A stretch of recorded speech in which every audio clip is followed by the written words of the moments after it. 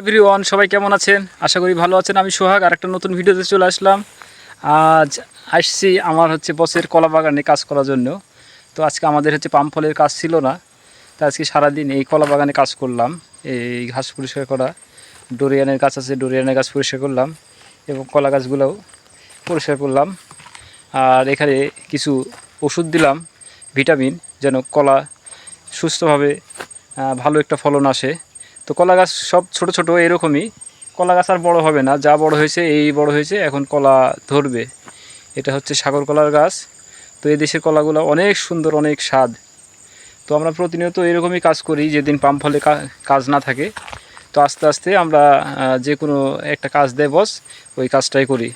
তো এই দেখেন, এই সাইড দিয়ে এইসব গাছপালা কেটে দিয়েছি, পরিষ্কার করলাম। তো বাগানটা, কলা বাগানটা বিশাল বড়, ছোট বাগান না, কলা বাগানটা বিশাল বড়। এই যে আপনি দেখাচ্ছি, দেখেন কলা বাগানটা অনেক বড়, অনেক বড় কলা বাগান।